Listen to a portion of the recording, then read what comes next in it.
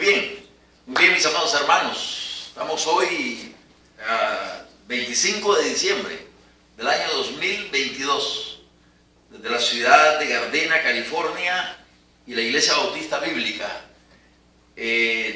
listos, preparados para predicar la palabra del Señor una vez más. Es un gran acontecimiento el que estamos viviendo hoy precisamente. En domingo, que haya caído el 25 de diciembre, es algo bien interesante. Igual el 31 de diciembre va a caer en domingo.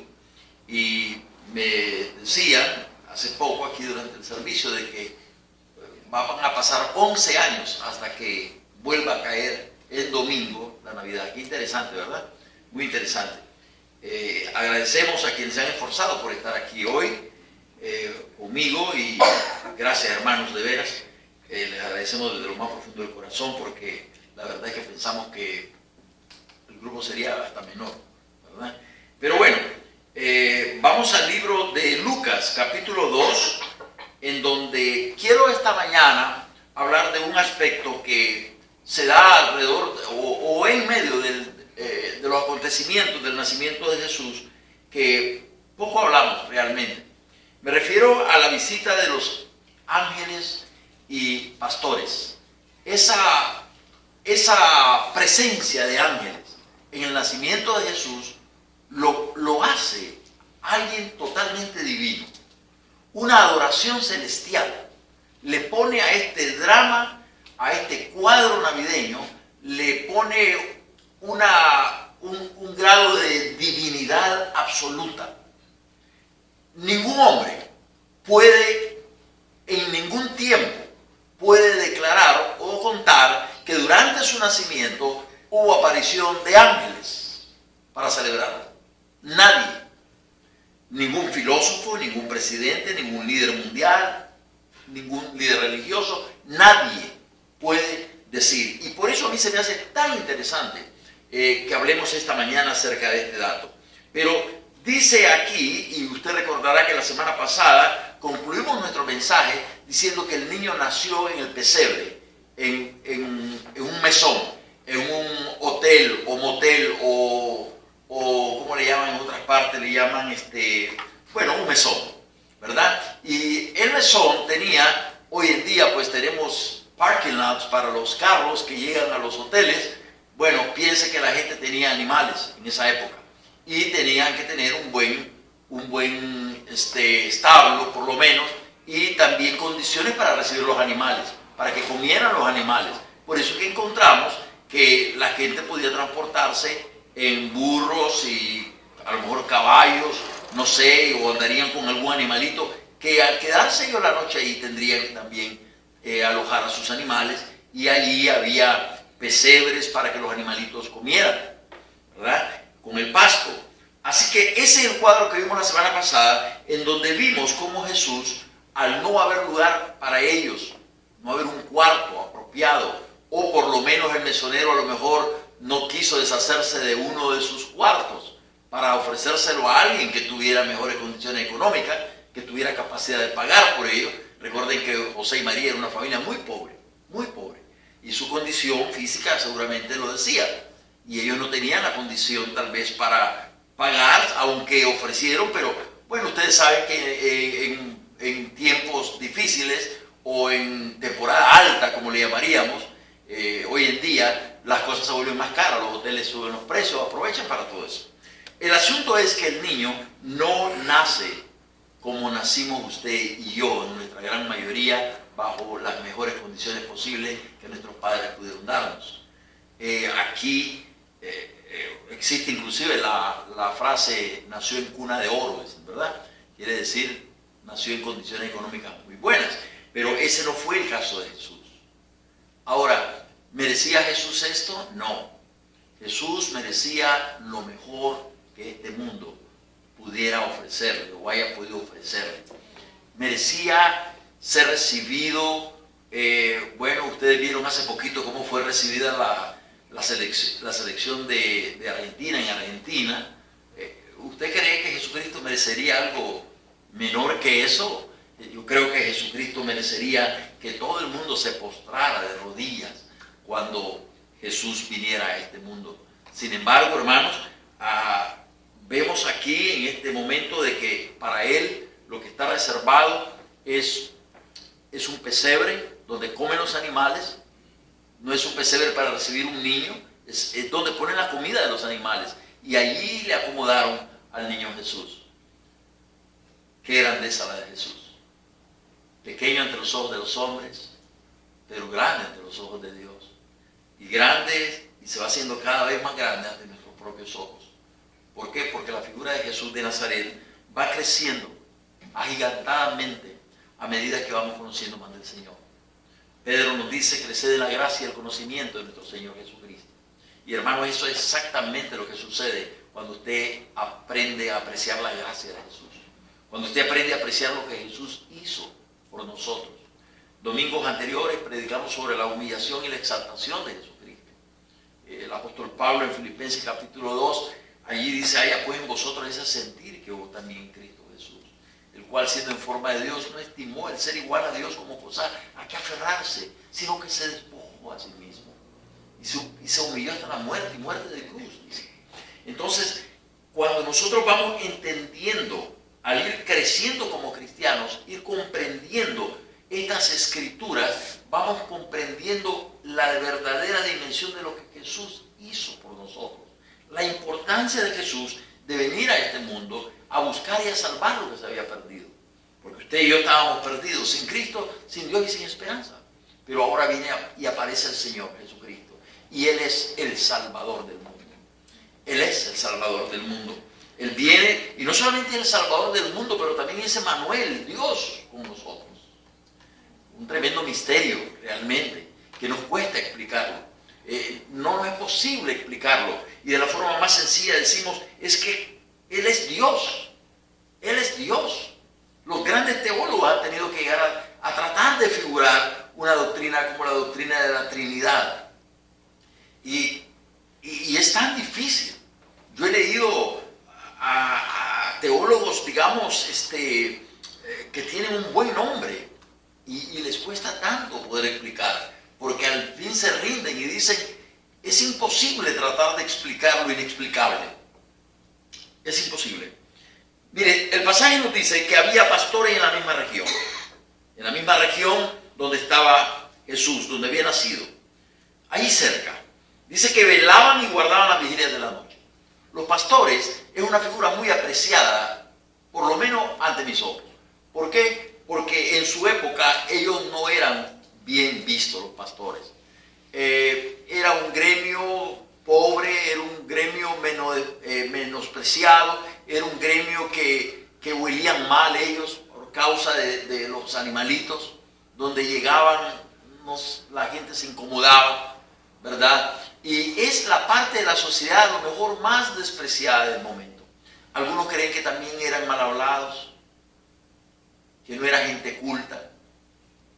Hay sectores en nuestras poblaciones que lo acusamos de ser vulgares porque no tienen educación, ¿verdad? Y entonces empiezan a decir, no quiero mencionar ningún gremio pues en particular, pero hay gremios que dicen: no, ese grupo son así, esa verdad, son mal hablados, pero no tienen educación. Pues los pastores eran vistos de esa manera, eran despreciados por la sociedad hasta cierto punto. Sin embargo, les tenían que dar trabajo para cuidar a sus animales.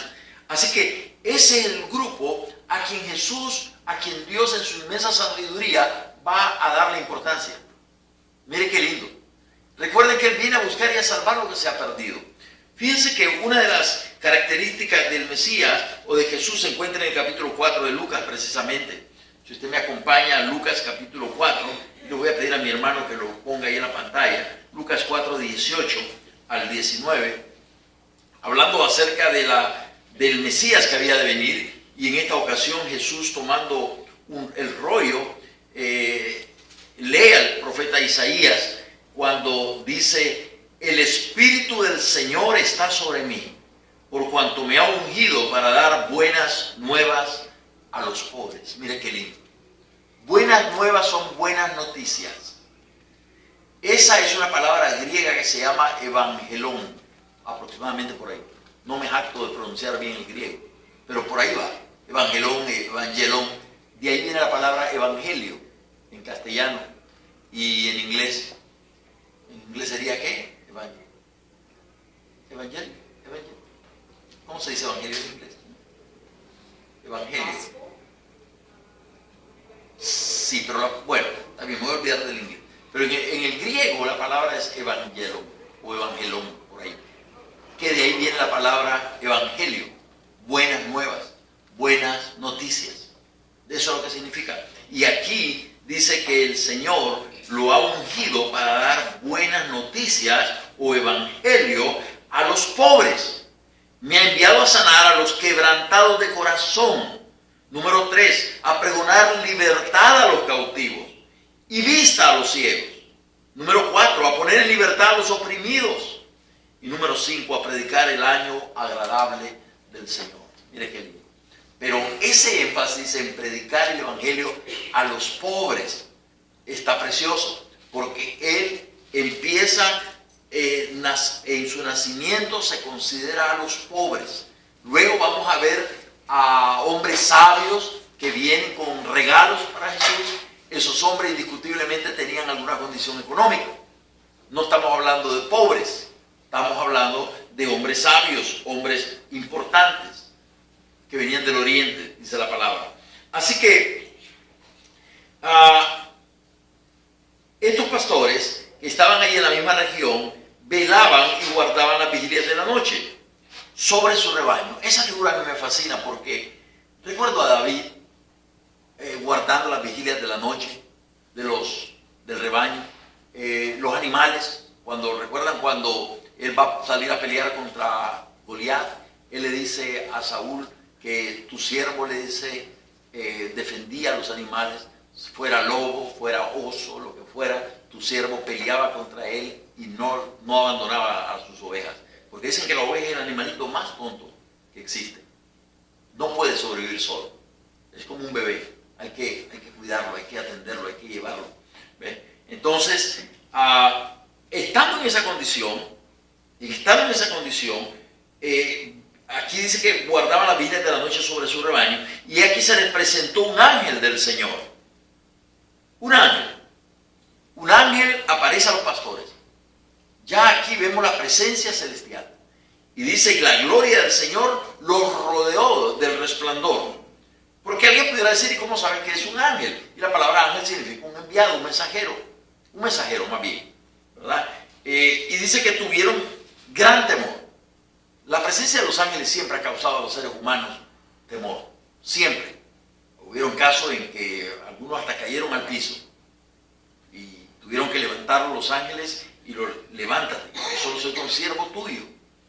Y dice que la gloria del Señor los rodea de resplandor, haciendo ese momento muchísimo más impactante, una gran luz del Señor. Y dice que tuvieron gran temor, pero el ángel le dijo, no temáis, porque aquí os doy nuevas de gran gozo. Ahí van, nuevas de gran gozo. Y eso debe ser para nosotros. La venida de Jesús produce la noticia más preciosa que podemos imaginar. Este mundo, todo lo que usted escucha son malas noticias. Usted prende el televisor y son puras malas noticias. Terremoto por acá, temblor por allá, protesta, guerra, puro problema. Sin embargo, esta es la gran noticia para este mundo tan sufrido. Dice, será para todo el pueblo que os ha nacido hoy en la ciudad de David, es decir, Belén, un Salvador que es Cristo el Señor. Un Salvador, o sea, un Mesías. El Mesías, el ungido de Jehová. Esto os servirá de señal. Hallaréis al niño envuelto en pañales, acostado en un pesebre. O sea, ustedes van a ir y van a identificar al niño por la manera en que el niño está acostado en un pesebre envuelto en pañales. Y repentinamente, de pronto, apareció una multitud de las huestes celestiales. ¿Cuántos ángeles habrán sido? No lo sé. No lo dice la Biblia, no hay forma de saberlo. Pero una multitud de ángeles. Pudiéramos quizás estar hablando de 100 ángeles o cientos de ángeles, no lo sé. Pero es una multitud. ¿Serían 1000 ángeles? No lo sé. Pero es algo impactante.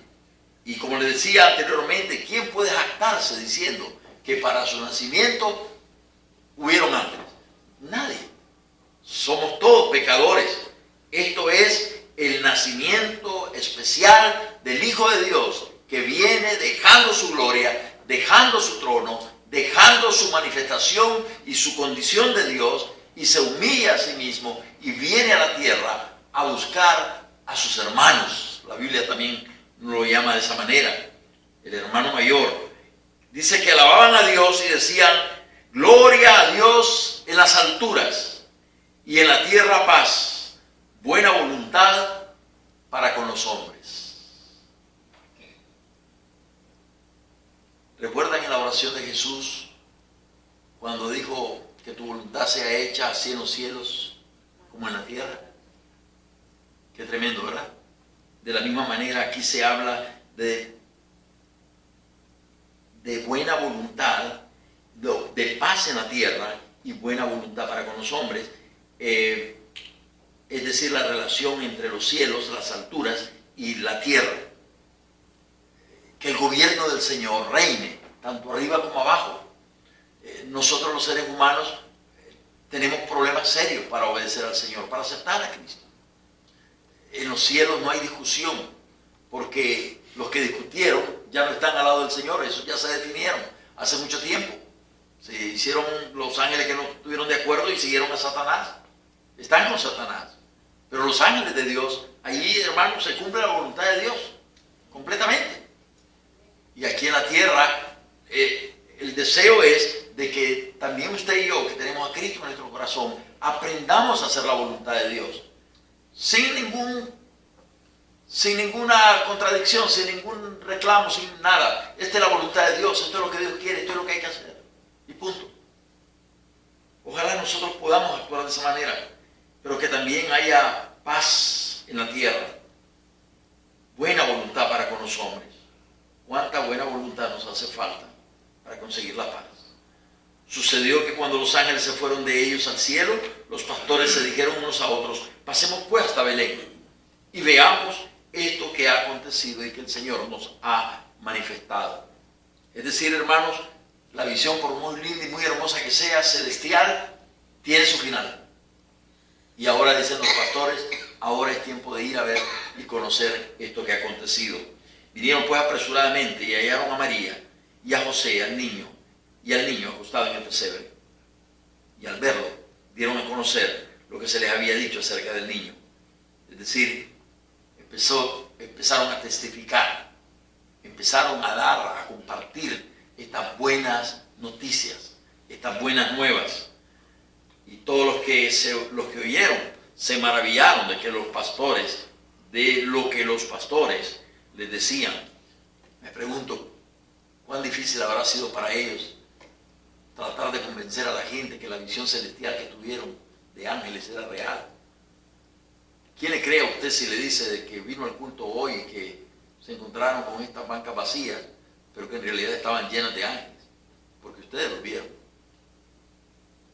Y si ustedes los vieron, y todos ustedes están de acuerdo que lo vieron, y luego salen allá afuera a contarle a la gente, ¿ustedes creen que le van a creer? No le creen. No le pueden creer. No estoy diciendo que hay ángeles ahí. Solo veo 3. 3 ángeles. Pero, qué sé yo, ¿verdad? ¿Y yo qué sé? ¿Y yo qué sé?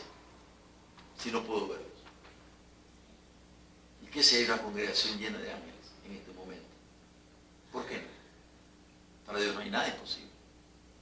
Hemos entrado en una dimensión del reino, hermanos, donde lo que no ven nuestros ojos físicos pueden verlo nuestros ojos espirituales. Por eso se necesita la fe para creer. Con seriedad, ¿verdad? No, sin fantasías, con seriedad, pero esto fue serio. Aquí aparecieron ángeles. Y luego ellos van y lo comparten, lo comunican. Dice que todos los que oyeron se maravillaron de que los pastores les decían. Pero aquí aparece María. Pero María guardaba todas estas cosas. meditándolas. Todo lo que sucede en la vida del cristiano debe ser meditado, hermano. Usted medite todas las cosas que suceden en su vida, sean buenas o sean aparentemente malas. Ya lo que aquí dominamos es Romanos 8:28. Mas sabemos que los que amamos a Dios, todas las cosas nos ayudan para bien. Nada trabaja para mal aquí. Ya cuando usted esté en los caminos de Dios, cuando usted está con su voluntad sujeta a Dios, eso que parece malo, eso que parece tragedia, es para bendición. Solo esperémonos y veremos los resultados. ¿Por qué? Porque hemos creído en un Dios que es bueno, un Dios que es amoroso, un Dios, hermano, que ha estado con nosotros a lo largo de nuestra vida. A lo largo. Yo les puedo contar que cuando yo era un muchacho como de unos 17 años, me pusieron una pistola aquí en la sien, un militar, disparó 2 veces, o intentó disparar 2 veces, y no disparó la pistola, y yo salí corriendo de ahí. Al día siguiente me di cuenta que el hombre había balaceado a un muchacho en el pie, por andar yo metido en lugares que no debía estar metido. Y medito en eso. Ese día yo llegué a mi casa, me acosté, mi pobre madre estaba en la entrada esperando que entrara el último. Éramos tantos hombres, 6 hombres, esperando que entrara el último. Entró el menor de todos. Ya llegué, mami. Ok, hijo, yo aquí todavía me quedo esperando a los demás. Me fui a acostar, me acosté. Yo creo que empecé a temblar. Y dije, a mis 17, 18 años, ¿dónde iba a quedar yo? En un lugar de borracho, un lugar de una cantinucha, de mala muerte. Y me fui a meter allí por seguir a alguien, a un amigo mayor. Eso, un joven no debe andar con gente muy mayor, hermano. Siempre el mayor va a tratar de llevarlo a un territorio que es desconocido para él. Y ese día, yo acostado en mi cama, ¿dónde iba a quedar yo aquí en 17 años? Gracias, Señor. Gracias. Y el día de hoy le digo gracias, Señor, porque imagínense, ya me regaló más, como 50 años más. Después de esa experiencia, casi 50 años más. Y me ha dado el privilegio de poder compartir la palabra, servirles, enseñar, pero sobre todo aprender, conociéndolo cada vez un poquito más. Por eso doy gracias a Jesús, porque Él vino un día a buscar y a salvar esa oveja perdida, que era yo, y es usted, y es cualquier otro que está allá afuera todavía, que aún no reconoce a Jesús como su Señor y Salvador. Pero, hermano, hemos creído en estas cosas. Parecen sencillas, parecen para personas tontas que se creen estas cosas. Pero es que hay algo en la palabra de Dios, de poder. Hay algo que nos cautiva, hay algo que nos convence, y eso se llama el Espíritu Santo. Dice la Biblia que el Espíritu Santo convence al mundo de justicia, de pecado y de juicio. Mire usted, Él es el que convence. Usted no tiene que convencer a nadie de nada. Simplemente comparta como estos pastores estas buenas nuevas, estas buenas noticias. Y no se detenga en decirle a la gente que la Navidad es acerca del nacimiento de Jesús. Que un día vino al mundo. Y que esas son las grandes y buenas noticias que tenemos para todos. No se quede con esa noticia. No se quede con ese conocimiento. No diga, bueno, yo lo estoy aplicando a mi vida. ¿Qué hubiera pasado si los pastores se quedan ahí encerrados? ¿Qué es lo que le dijeron? Vayan, vean, ahí lo van a encontrar al niño. tenemos que decirle a la gente: vaya, mire, lea. Andrés vino y le dijo a Pedro: creo que hemos encontrado al Mesías. Él me dijo cosas que solo yo las sé. Y le dijo a aquel: ¿dónde está? Fueron y vieron, y oyeron, y creyeron. ¿Qué les parece? La mujer samaritana también fue, anunció, dijo lo que este hombre le había dicho en el capítulo 4 de Juan. Me parece que es profeta, dijo ella. Y fueron, escucharon. Y luego dice la palabra que creyeron, y dijeron ellos: ahora creemos más por lo que oímos que por lo que nos dijeron.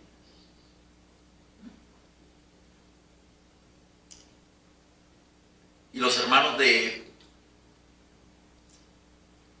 estoy tratando de recordar esa iglesia. Estos eran más bondadosos, dice Pablo, dice la palabra, o Lucas más bien el que está escribiendo. Y investigaban cada día las escrituras para ver si estas cosas eran así, diligentemente en las escrituras.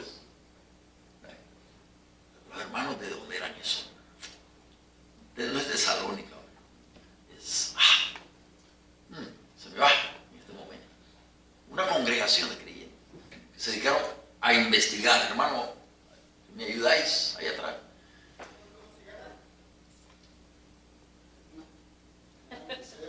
Hermanos de Berea.